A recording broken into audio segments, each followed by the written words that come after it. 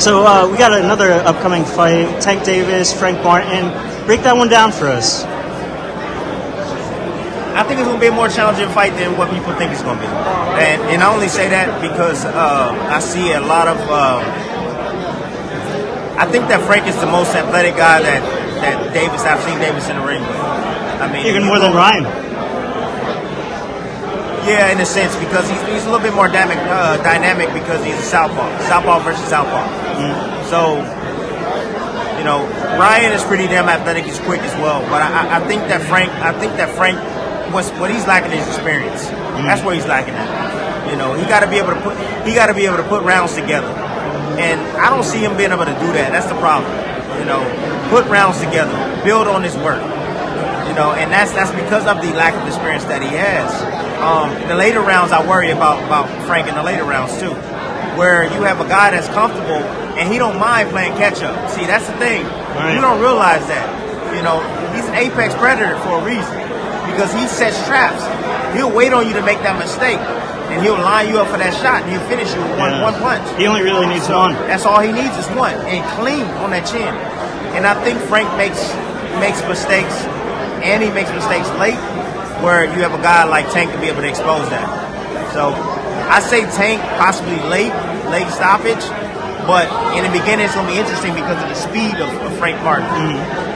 Speed in and out. You know, he's going to be sharp early on, but as the fight goes on, all the hype around the fight, all those bright lights, and just that presence of being in there with Tank, the guy that can punch it hard with both hands, bro, it's gonna gas out Frank Martin. So I say late stoppage for Tank. Yeah, right on. Hey, Ryan Garcia, what do you make of the failed drug test?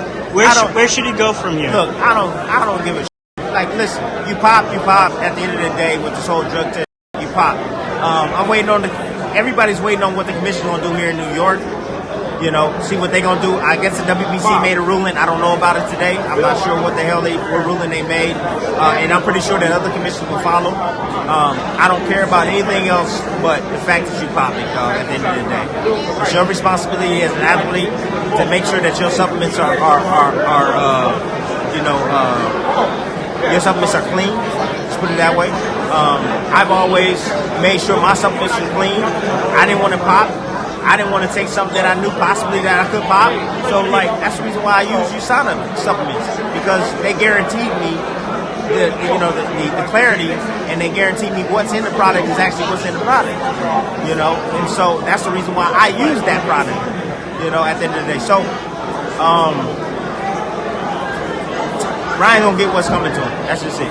He gonna get what's coming to him. If you were Devin Haney, how do you move forward from a loss like that? Like he took a beating. Let's be honest. You know.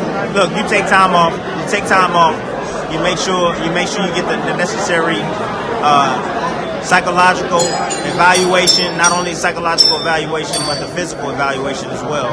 Make sure you're good. You get back in the gym. And you tighten things up. Sooner or later, he gonna get back in the gym. He gonna have to. He gonna miss it. You know what I mean? He's gonna miss it. So he just bounced back, man. It's one fight. It is what it is. He's young too. Yeah. He's not an old cat. He's young, and he can rebound. That youthfulness will help him in this case. What did you think of his last fight? And where do you think he should take his career from here? It feels like, you know, he's accomplishing everything he wants to. What did I think of his last fight? I thought his last fight was amazing. I like the fact that he was able to get knocked down, keep his composure, get back up, change his game up, not make the same mistake over again, and then execute, man. He's a killer, bro. Phenomenal fighter. As far as what he should do, he should move up to a different weight class, man. He's killed everybody at 122. There's no business for him, no business left for him. I mean, he beat the champions there. I mean, there's a few guys that may pose some sort of a challenge, but they're going to get knocked out too. There's nobody there, I believe, at 122 right now that can get that's even on his level. So go up to 126 pounds, you know, and face those guys there and challenge yourself there, you know. If he does that, and be successful, man. I mean, you talking about that's GOAT-like stuff, we talking about. Especially if he can defeat and win all the belts at 126 pounds. That's something different, man. Three divisions, three-time undisputed, bro. Like, what? That's unheard of. I mean, I know Crawford right now is going to be attempting to do that. He wants to do it at 154, which would be amazing. Which would be amazing if Crawford can do that, bro.